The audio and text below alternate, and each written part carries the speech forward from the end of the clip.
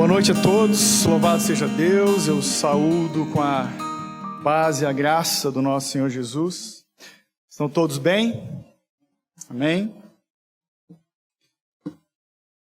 Então hoje nós vamos retomar a exposição da carta de Paulo aos Romanos, no capítulo 14. Peço que você abra a sua Bíblia comigo, por favor, em Romanos, capítulo 14.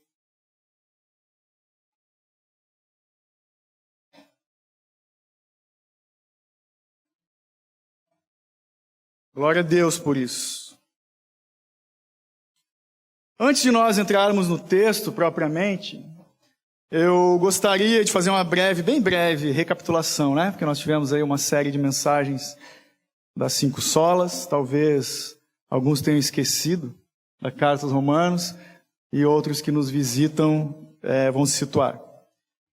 Resumidamente, o apóstolo Paulo foi quem escreveu essa carta para uma igreja que se reunia na cidade de Roma, e do capítulo 1 até o capítulo 11, Paulo simplesmente explica o que é o Evangelho.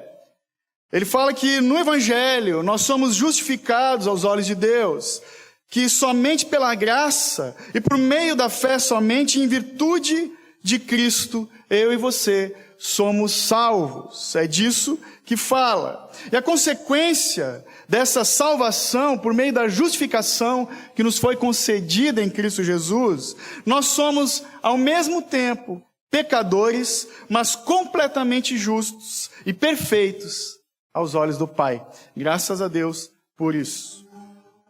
E se nós entendemos a plenitude desse Evangelho, então, nós começamos a viver uma vida em amor, com júbilo e gratidão por tudo que o Senhor tem nos concedido, diz Paulo. A partir do capítulo 12, ele descreve como tem que ser essa vida de amor, essa vida que transforma os nossos relacionamentos, transforma o meu e o teu relacionamento conosco, com a gente mesmo, os nossos relacionamentos com os outros irmãos em Cristo e os nossos relacionamentos com o mundo, com as pessoas que não são cristãs, tanto os nossos amigos como os nossos inimigos. Mas agora no capítulo 14, Paulo faz a aplicação prática dessa vida de amor, mas ele faz isso de um jeito bem específico. Então você vai ler comigo Romanos 14, dos versos 1 até o 12. Amém? Diz assim: acolhei o fraco na fé, mas não para debater opiniões. Um crê que pode comer de tudo. O outro, que é fraco, come só verduras e legumes. Quem não come, não despreze. Quem come, não despreze quem não come. E quem não come, não julgue quem come, pois Deus o acolheu. Quem és tu que julgas o servo alheio? É para o seu próprio Senhor que ele está em pé ou cai, mas estará firme, pois o Senhor é poderoso para o firmar. Uma pessoa considera um dia mais importante do que outro, mas outra julga iguais todos os dias. Cada um esteja inteiramente convicto em sua mente. Aquele que observa um dia, para o Senhor o faz, e quem come, para o Senhor come, porque dá graças a Deus. E quem não come, para o Senhor deixa de comer, e dá graças a Deus. Porque nenhum de nós vive para si, e nenhum de nós morre para si. Pois se vivemos, para o Senhor vivemos. Se morremos, para o Senhor morremos. De modo que quer vivamos, quer morramos, somos do Senhor. Porque foi com esse propósito que Cristo morreu e tornou a viver, para ser Senhor, tanto de mortos como de vivos. Mas tu, por que julgas teu irmão? Ou também, por que desprezas teu irmão? Pois todos compareceremos diante do tribunal de Deus, porque está escrito: juro por minha vida, diz o Senhor, todo joelho se dobrará diante de mim e toda língua confessará a Deus. Assim, cada um de nós dará conta de si mesmo a Deus. Vamos orar? Bendito e santo Deus, nosso Pai amado, rendemos graças a Ti por essa bendita palavra que é viva e eficaz. Pai, nós nos sujeitamos à Tua santa palavra, nos sujeitamos ao Santo Espírito que nos dá a iluminação, o entendimento dessas coisas e pedimos, Pai, ajuda-nos a compreendermos as riquezas que Tu tens nesse texto, nessa passagem que acabamos de ler. Pai, vem falar não somente com os nossos ouvidos, mas aos nossos corações também nós pedimos, Pai, e que essa bendita palavra, com o poder, Pai, venha operar mudança de vida em cada um de nós, para louvor da glória de Deus somente, na pessoa de Cristo e na unção do Santo Espírito. Amém. Aleluia. Então esse texto fala de relacionamento entre irmãos que pensam diferente. Só que ele está falando de diferenças secundárias entre irmãos fracos na fé e fortes na fé. Entre eles, os judeus que se converteram e os gentios, aqueles que não eram judeus e se converteram ao Evangelho de Cristo também. Todos eles salvos, convertidos ao Senhor Jesus, integrantes, membros da igreja que se reunia em Roma. Mas o que o texto não está falando? O texto não está falando de diferenças de doutrina. O texto não está falando de heresia entre eles, não. Porque para nós entendermos a questão da heresia, é importante que eu e você tenhamos bem fundamentados a nossa fé em princípios básicos, como nós cantamos, por exemplo, no Credo Apostólico. Quais são os fundamentos básicos de fé que nos tornam irmãos? É quando nós cremos e professamos a justificação pela fé, a divindade de Cristo, o nascimento virginal de Jesus, quando nós cremos na volta de Jesus e também na inspiração divina da Bíblia, o livro inspirado por Deus. Mas se por acaso você conhece alguém que se diz cristão, que se diz crente e fala, olha só, cara, a Bíblia não é bem assim, tem alguns erros, ela se contradiz, foi escrita por homens. Esse cara não é meu irmão. Porque nós cremos na inerrância da Bíblia. Ou alguém pode dizer, pô, essa história de Jesus nascer de uma virgem, eu sou cristão, mas eu acho que não foi bem assim. Não é cristão. E esse cara não é meu irmão, na fé também. E pior, tem gente que fala, Jesus não age, ele reage, ele depende das nossas orações para fazer alguma coisa. Esse cara não é meu irmão, porque isso é uma tremenda de uma heresia também. E quem discorda dessas coisas que professamos, então, não é nosso irmão, como eu acabei de falar. Mas o texto não está tratando disso. O que o texto fala, então? O texto está tratando de questões da liberdade cristã. E para a gente entender a liberdade cristã, você sabe, existem questões, assuntos de ordem moral, de ordem imoral e também de ordem amoral. Os assuntos de ordem moral são as coisas que são certas e não se discute. Por exemplo, amar ao próximo. Poxa, ninguém vai discutir. Será que é certo amar ao próximo? Jesus nos ordena. É certo e não se discute. Uma questão moral. Uma questão imoral, ou seja, as coisas que são erradas. Prostituição. Cara, se alguém acha prostituição uma coisa certa, não está nada certo. Roubar, mentir, são questões imorais. Cremos, todo mundo que é cristão concorda que isso é errado. Mas existem as questões de ordem amoral, ou seja, questões neutras, coisas que tanto faz. E sim, de fato, podem ser certas ou podem ser erradas. Coisas que a Bíblia não deixa bem clara, como no texto que lemos. Assuntos secundários, como por exemplo, comer ou não comer carne, beber ou não beber vinho, guardar o dia tal ou não guardar o dia tal. São assuntos secundários. Era essa a pauta da discussão desses irmãos. O apóstolo Paulo tratou de situações semelhantes a essas na carta aos Colossenses, daquela igreja, também aos Gálatas, mas ele tratou da mesma situação, exatamente a mesma situação na igreja de Corinto. E é justamente em Corinto que Paulo estava no momento que escreveu a carta aos Romanos. Então, o ápice dessa discussão é: pode ou não pode comer carne? Acontece que em Corinto, naquela região, haviam muitos ídolos. E, geralmente, o mercado público, onde as pessoas compravam seus alimentos, ficavam naquela região próxima aos templos pagãos. E acontecia, era muito comum, de que a carne que sobrava das oferendas aos ídolos era vendida no mercado público da cidade. É disso que está falando. Então, as carnes consagradas aos ídolos eram evitadas. Essa era uma questão fundamental. Então, o gentil que se converteu, ele evitava de comer carne, porque aquela carne poderia ter sido consagrada a algum ídolo pagão. Já o judeu também tinha suas questões enquanto à dieta. Eles não comiam carne de porco, por exemplo.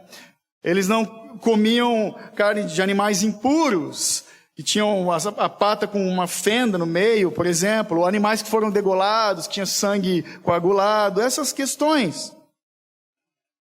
Mas são assuntos secundários para quem é crente, para quem foi alcançado pela graça de Deus. E Paulo está tratando justamente disso. Então a gente vê nesse texto uma pergunta e 4 respostas. A pergunta que vai nos guiar no caminho da exposição é: por que o cristão forte deve acolher o fraco sem debater com ele? A primeira resposta é porque Deus já os acolheu. Vamos ler os versos 1, 2, 3 de novo. Acolhei o fraco na fé, mas não para debater opiniões. Um crê que pode comer de tudo, e outro, que é fraco, come só verduras e legumes. Quem come não despreza quem não come, e quem não come não julgue quem come, pois Deus os acolheu. Qual é o problema em questão? A divisão na igreja. A divisão na igreja. E qual é essa divisão? É o crente vegetariano e o crente gaúcho? Não. Em algumas versões, quando fala que o fraco come só verduras e legumes, algumas versões diz que é o débil, né? Então, desculpem os vegetarianos, mas é a Bíblia que está falando isso. O cristão fraco, para a gente entender, ou o débil, do verso 2, é o imaturo na fé. Aquele que só come verduras e legumes, aquele que se preocupava com a lei. Em sua maioria, esses cristãos fracos eram judeus convertidos, que se achavam obrigados ainda a guardar as cerimônias e rituais da lei. Então, para eles, comer bacon nem a pau, Juvenal. Mas também nesse grupo de crentes fracos, tinha alguns gentios que vieram do paganismo, cultuavam os deuses pagãos. E por isso, por aquela situação do mercado que eu falei antes, eles evitavam, eles nem arriscavam de comer carne, porque essa carne poderia ser consagrada. Mas tinha no meio deles o cristão forte também. Quem é o cristão forte? É um maduro na fé. Come carne de boas, para ele tanto faz. Porque ele se abraçou na cruz de Cristo. Na maior parte, eles eram os gentios. E alguns poucos judeus também. Até o próprio Paulo se inclui nesse grupo dos cristãos fortes. Eles não sentiam esse peso na consciência, essa obrigação, porque eles compreendiam que na cruz se cumpriu a lei. Caput, como dizem por aqui. Então, para essa turma do cristão forte, era churrasco todo domingo. Glória a Deus, né? Eu gosto de churrasco.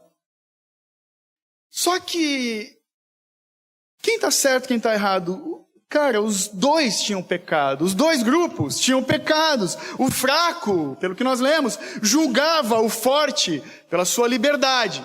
E o forte desprezava o fraco por seu legalismo. É isso que acontecia. Eu me lembro que logo que eu me converti, nos primeiros anos de conversão, aconteceu um negócio engraçado. Estava na casa de um casal abençoado, irmãos queridos, e a irmã, a dona da casa, chegou para mim e falou: tu sabia que a Coca-Cola, se tu lê invertido, está escrito alô, diabo? Cara, eu, na minha ignorância, olhei para ela e automaticamente respondi: tu sabia que a Coca-Cola é americana? Não devia estar escrito em inglês esse negócio? Eu confesso que naquele momento deu vontade de tomar um baita de um copão de coca e arrotar cantando hilari, hilarie, para ela. Para escandalizar mesmo. E justamente nessa época, tinha muita gente que dizia que a Disney é do demônio. E quanta gente queimou livro do Mickey. A Branca de Neve, coitada, foi para a fogueira. E fita VHS do desenho. Cara, eu confesso também, mas eu gosto de confessar pecado em púlpito. Misericórdia, tem que cuidar. Quando eu era do louvor, eu tinha vontade de subir com a camiseta do Mickey, só para ver o que ia dar, velho. Pensa. Teve uma época, de uma geração mais antiga da igreja, que dizia que guitarra e bateria é do diabo. Né? Misericórdia, ainda bem que aqui a gente não tem esse problema. E tinha gente também, ainda tem, né? Que diz que a gente não pode ouvir música do mundo. Vamos ouvir música da onde, cara? De Marte, de Saturno? Né? Misericórdia. Teve também nessa época, depois eu fui do louvor, né? Misericórdia, o Léo sabe, fazia parte do louvor da igreja lá. Aí teve um culto abençoado, a gente convidou um casal de amigos para ir pela primeira vez. Eles foram numa igreja evangélica, eles tinham uma filhinha, e a menina era hiperativa. E aquele louvor estava uma benção, aquele culto estava uma benção. Daqui a pouco vem a irmã, acabou o culto, chegou para mim: irmão, eu vi atrás de ti, enquanto tu louvava, uma águia gigante com as asas douradas abertas atrás de ti. E eu, glória a Deus, fiz até assim, glória a Deus. Só que essa mesma irmã, no mesmo dia, falou para a mãe, a nossa amiga que estava no culto: a tua filha tem demônio. Tem gente que se acha muito espiritual, mas a verdade é um esquizofrênico espiritual. Não lê Bíblia e fala essas bobagens.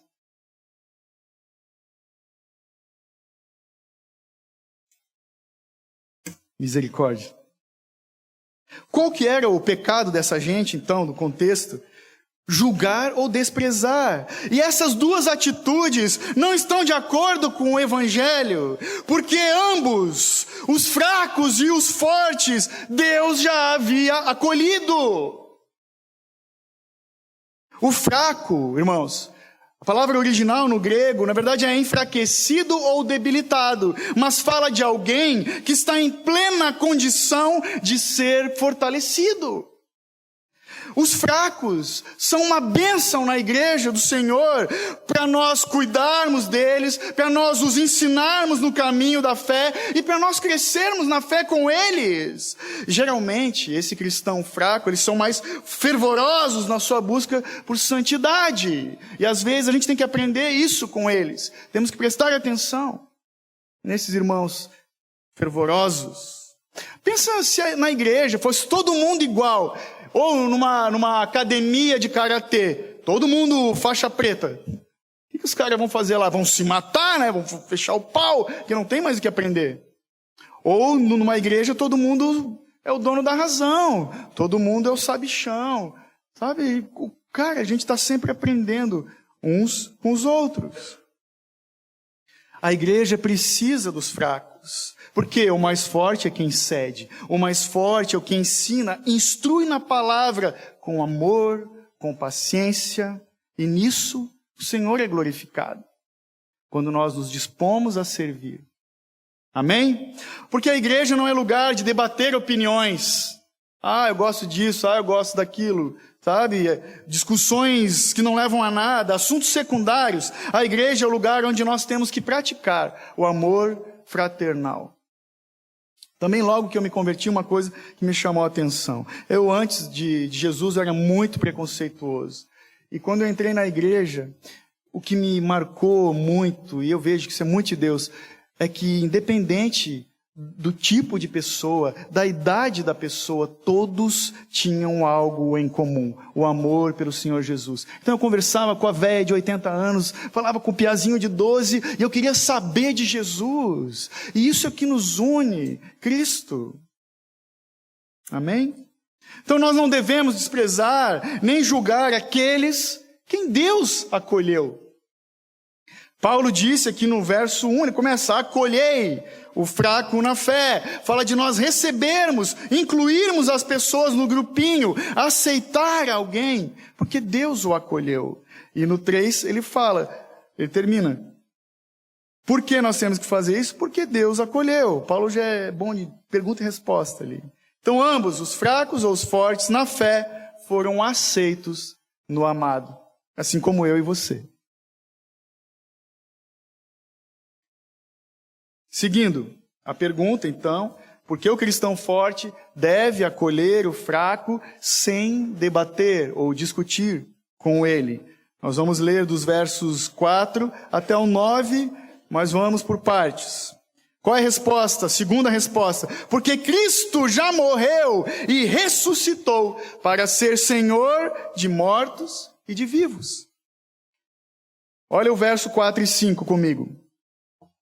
Quem és tu que julgas o servo alheio? É para seu próprio Senhor que ele está em pé ou cai, mas estará firme, pois o Senhor é poderoso para o firmar. 5. Uma pessoa considera um dia mais importante do que o outro, mas outra julga iguais todos os dias.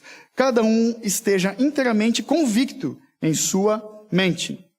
Então, a nossa função na igreja é acolher os irmãos e não julgá-los. E por curiosidade, né? E por vontade de Deus. Temos aqui vários irmãos que vieram de várias igrejas diferentes. Temos vivido isso na prática. Louvado seja Deus por isso. Paulo, então, no texto, ele condena quem julga um irmão que é servo de Cristo por ter opinião diferente sobre assuntos secundários, como dieta ou calendário, é o que está falando aqui, o calendário religioso. No verso 5, cada um esteja, ele diz, inteiramente convicto em sua mente. O que significa? O que Paulo está dizendo? Esteja bem certo que aquilo que você faz é para o Senhor. Olha o verso 6 comigo. Aquele que observa um dia, para o Senhor o faz. E quem come, para o Senhor come, porque dá graças a Deus. E quem não come, para o Senhor deixa de comer, e dá graças a Deus. A nossa função na igreja é fazer tudo para agradar a Deus, e não para ganhar a aprovação dos homens. Aplausos, não. A aprovação de Deus, sim, é o que devemos buscar. A ação dos crentes deve ser motivada, não por um costume, não por uma superstição, mas pela nossa convicção de fé. Amém?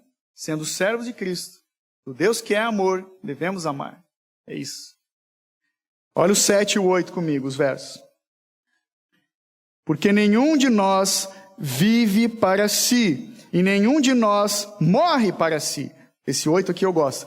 Pois se vivemos, para o Senhor vivemos. Se morremos, para o Senhor morremos. De modo que quer vivamos, quer morramos, somos do Senhor. A nossa função na igreja é agradar a Deus e não a nós mesmos.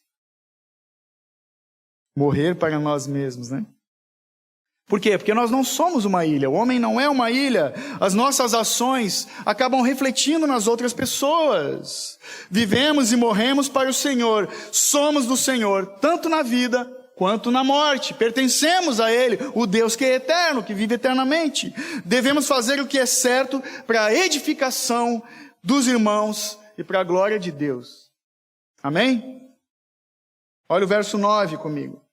Porque foi com este propósito que Cristo morreu e tornou a viver, 2 pontos, para ser Senhor tanto de mortos como de vivos. Então a nossa função na igreja é vivermos debaixo do senhorio de Cristo Jesus. Em sua morte, Ele é o Senhor dos mortos. Em sua ressurreição, Ele é o Senhor dos vivos. Se Jesus é o Senhor e acolheu tanto os fracos como os fortes, devemos honrar ao Senhor acolhendo uns aos outros, em amor.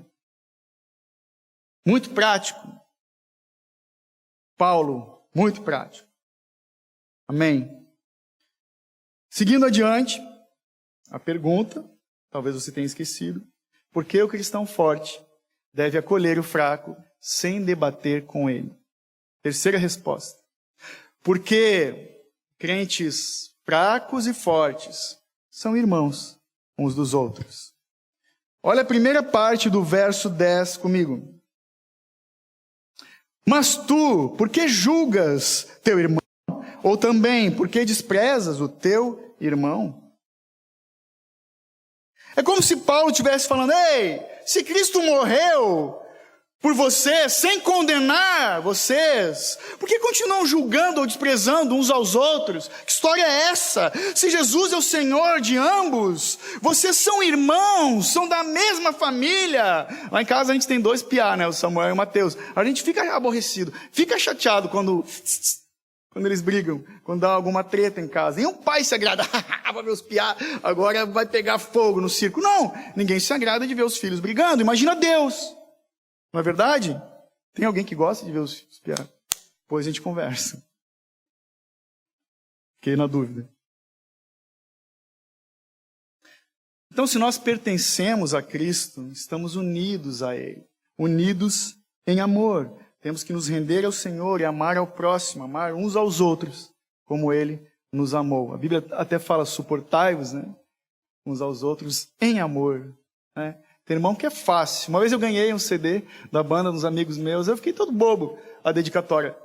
Paulo Cunha, pessoa fácil de amar. Pensei, nem me conhece direito. Mas eu achei legal. Tem gente que é fácil de amar, mas aquele irmãozinho que é uma mala de papelão, molhada na chuva, a gente tem que amar também. Não é verdade? Olha um exemplo. Um amigo meu, que é desses pastor de YouTube famosão aí, foi convidado uma vez para pregar num congresso de jovens, uma igreja, uma instituição das maiores do Brasil, aqui em Blumenau, para muitos jovens. Só que teve um dia que o pessoal dessa igreja ligou para ele, vendo os vídeos dele na internet, e pediu, mano, ele tinha uma barba maior que a minha, e pediram para ele, você vai ter que tirar a barba. Se pregar na nossa igreja, mano, vai ter que tirar a barba. Ih, cara, difícil, né? Ele tirou a barba. A barba cresce de novo. Ele não perdeu a oportunidade de proclamar o evangelho da cruz para aquela gurizada. Ele fez isso por amor aos irmãos. Ficou feio que dói, mas fez isso. Espero que ele não ouça essa mensagem. Ele não vai ouvir. O que é mais importante, então? Nós temos que amar os irmãos. É isso, para isso que nós somos chamados. Agora, se num caso desse, como eu já ouvi muitas vezes, vem pregar na minha igreja, mas não fala de pecado, pega leve, sabe? Aí não vai mesmo, porque como nós vamos anunciar o evangelho sem falar do pecado se a cruz de Cristo denuncia os nossos pecados? Nesse caso, temos que nos apartar. Inclusive, um pastor ou alguém de uma igreja que fala isso, nem crente é. Infelizmente, tem muita gente que pensa assim. Convida um cara desse da autoajuda, então, para pregar, que prega sentado numa cadeira e com o teclado de fundo. Pode ser. O próprio Paulo falou que nós não deixemos de anunciar outro evangelho, que nós venhamos a pregar o evangelho a não ser esse de Cristo, e Cristo crucificado. É assim que tem que ser pregado. Amém? Falando de se amar e julgar, O próprio Jesus falou lá em João 13, 34 e 35. Um novo mandamento lhes dou. Amem-se uns aos outros como eu os amei. Vocês devem amar uns aos outros. Com isso, todos saberão que vocês são meus discípulos. E se vocês se amarem uns aos outros.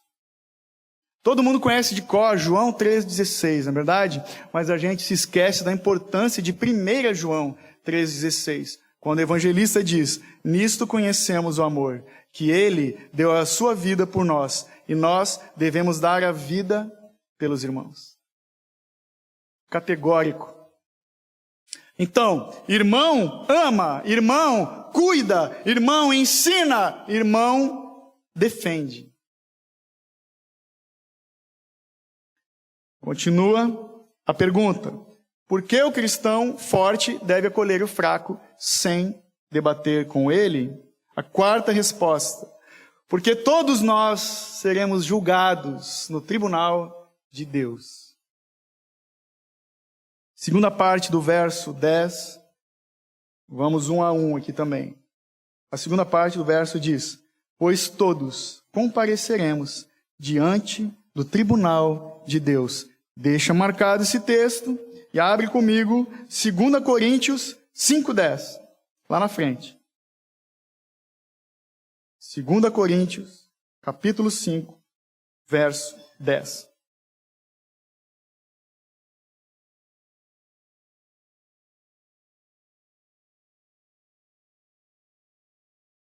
Irmão, só para avisar, talvez tenha algum desavisado, a gente não vai projetar nunca o versículo na tela.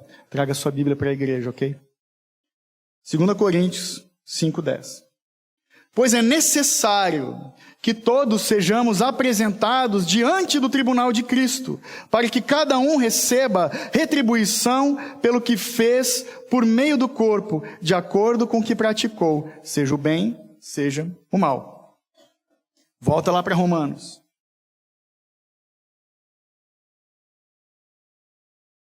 Então, quando Paulo pergunta, por que você julga? Porque, né? Obviamente, ele não está nos proibindo de exercer um julgamento. Ou nós vamos contra o que o próprio Jesus falou. Cuidado com os falsos profetas. No contexto, o que ele está falando é de nós não estabelecermos um juízo contra a pessoa, não condenar alguém. É isso que está falando. Avaliar, pesar pessoas, situações, sim, temos que fazer. Mas condenar, dar uma sentença, não nos compete. Porque só o Senhor é o justo juiz. Só Ele é capaz de emitir um julgamento perfeito, sem mancha, reto. Nós não. Porque nós somos muito bons em apontar o dedo, em ver o defeito do outro. Fala aí, faz assim com a cabeça, irmão. Faz todo mundo. É assim, a gente é bem ruinzinho mesmo. Tiago fala que nós temos que aprender a refrear a nossa língua. E hoje, numa versão mais atualizada ainda, devia estar escrito: repreenda o teu teclado.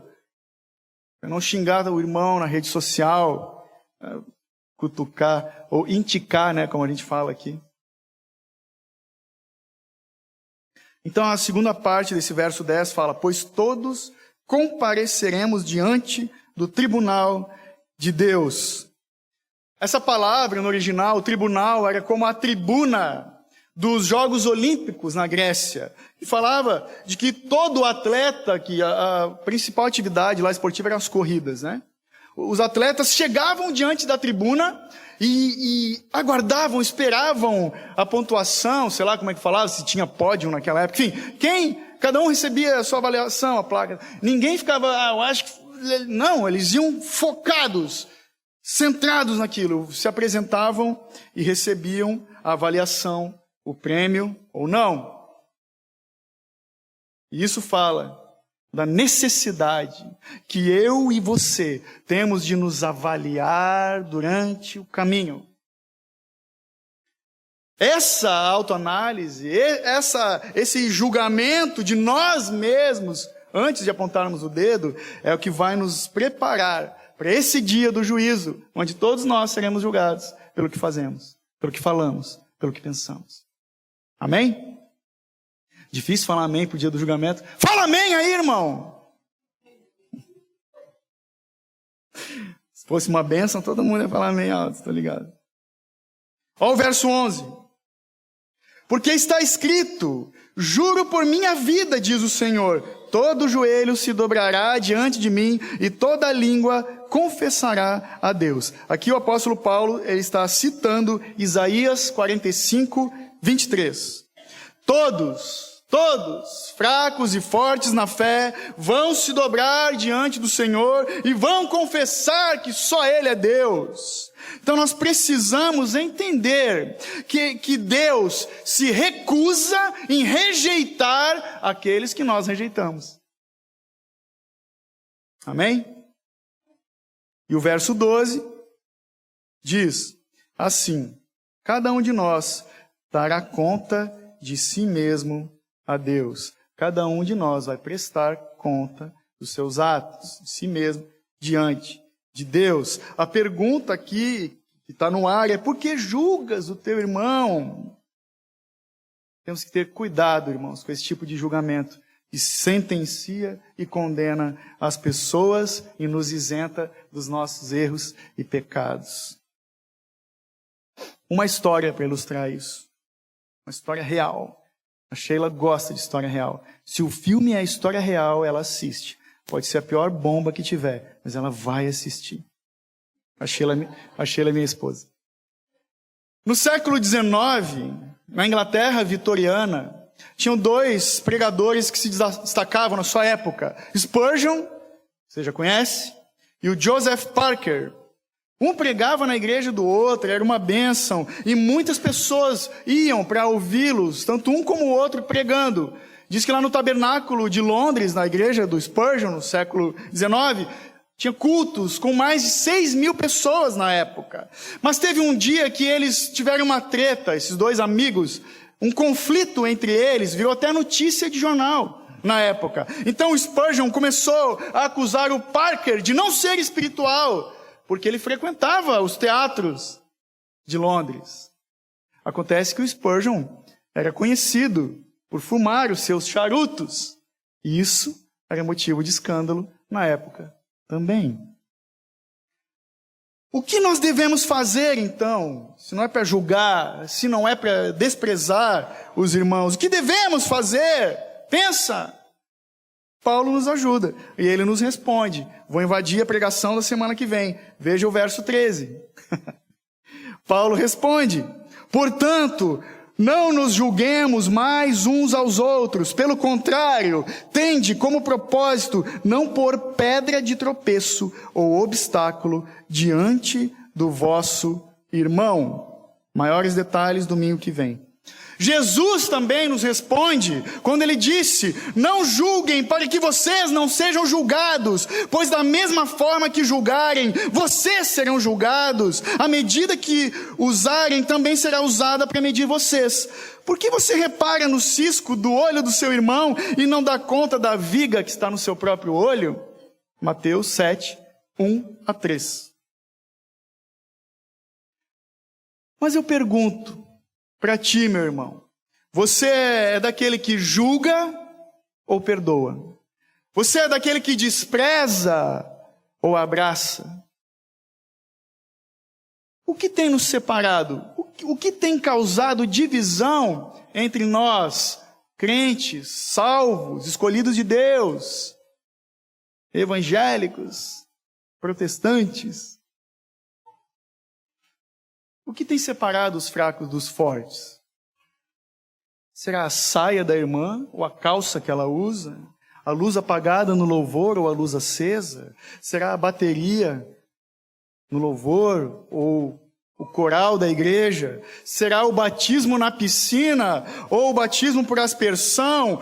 Será que é eu ser pentecostal ou eu ser reformado? Ou eu ser arminiano ou calvinista? O que nos tem separado? É eu enfeitar o pinheiro de Natal na minha casa? Ou se eu tenho ou deixo de ter tatuagem? Não importa. O que nos une é o amor de Cristo Jesus. Ou de repente alguém aqui se sente julgado ou desprezado. Lembre-se que o Senhor Jesus, meu irmão, minha irmã, te amou primeiro, e isso é mais do que suficiente. Não espere nada de homens, mas tudo de Jesus. Contente-se no perfeito amor que vem somente de Cristo, o Deus que é amor. Amém? E para concluir, uma história interessante. Eu não sei quem já leu aquele livro, O Peregrino. Foi escrito por John Bunyan, que era um puritano, no ano de 1678. E para você que não sabe, O Peregrino, depois da Bíblia, é o livro mais lido de todos. Lá no capítulo 8 do Peregrino, o personagem principal da história, para quem não leu, o nome dele é Cristão. É bem legal. E os nomes dos personagens são assim. E lá no capítulo 8 diz assim: Cristão e Esperança, que era outro personagem, ouvem a história de um homem bom chamado Pouca Fé, que mora na Vila da Sinceridade. Ele sofre muito nas mãos de seus 3 irmãos, chamados covardia, desconfiança e culpa, os quais tentam roubá-lo e até golpearam a sua cabeça. Apesar disso, a grande graça, que é outra personagem, da Vila da Boa Esperança, vem em seu auxílio. Pouca Fé sempre vai sofrer profundamente com seus problemas, mas certamente ele não é impedido de prosseguir no caminho para o céu. Warren Wiersbe, um alemão que comentando esse capítulo, ele diz que o homem de pouca fé é um dos nomes favoritos de que Jesus chamava os seus discípulos. Homens de pouca fé. Lá em Mateus 8, 26, nós vemos isso. Mateus 14, 31, nós vemos isso. Mateus 16, 8 também, por exemplo. Deus respeita até mesmo o homem de pequena fé. Nem todos os cristãos são grandes vencedores. Jesus, sim. E afinal, você é um crente fraco ou um crente forte na fé? Imaturo ou maduro na fé? Pense que todos nós pecamos e somos carentes da glória de Deus. Todos nós temos uma pequena fé. Alguns talvez tenham uma fé maiorzinha, do tamanho de um grão de mostarda. Todos nós somos devedores de amor uns dos outros. E sempre seremos, segundo o próprio Paulo. Martinho Lutero, no seu leito de morte, falou as suas últimas palavras: na verdade, somos todos mendigos. O que é melhor, então? Nós sermos fortes, eu me achar forte ou fraco na fé? O apóstolo Paulo, eu concluo com isso, que era do time dos fortes, num momento de angústia e de fraqueza, pediu para Deus lhe retirar o espinho da carne. E ele ouviu da boca de Deus: a minha graça te basta, porque o meu poder se aperfeiçoa na fraqueza. E prontamente Paulo, com sabedoria, respondeu: de boa vontade, pois me gloriarei nas minhas fraquezas, para que em mim habite o poder de Cristo. 2 Coríntios 12, verso 9. Amém? Então louvado seja o nosso Deus forte, nosso Deus imbatível, poderoso nas batalhas, o Deus que nos fortalece na força do seu poder. Amém. Amém. Glória a Deus. Eu peço que você se coloque de pé para nós orarmos.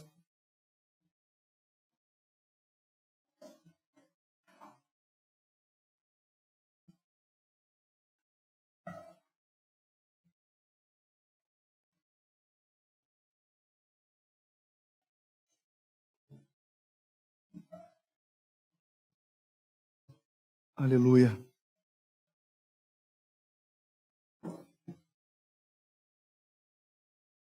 Aleluia.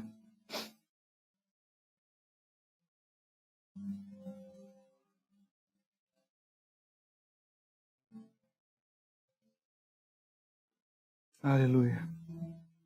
Vamos orar.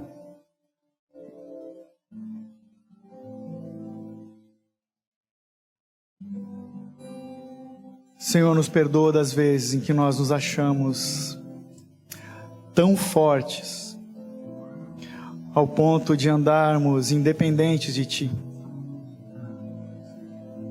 Nos perdoa, Pai, quando nós tomamos as decisões sem Te consultar. Quando buscamos, em primeiro lugar, satisfazer as nossas vontades. Quando danamos alguém para sairmos por cima, Deus. Nos perdoa, Pai, quando nós nos isentamos de amar. Quando andamos com indiferença, ó Pai. Porque se o Senhor fizesse isso conosco, nós não estaríamos aqui hoje. Ajuda-nos, Pai, ajuda-nos a olharmos para Ti somente, Pai, e refletirmos como espelho o caráter, o amor, a bondade, a misericórdia, Pai. Ajuda-nos, Senhor, a sermos mais rápidos em julgarmos a nós mesmos do que apontarmos o dedo.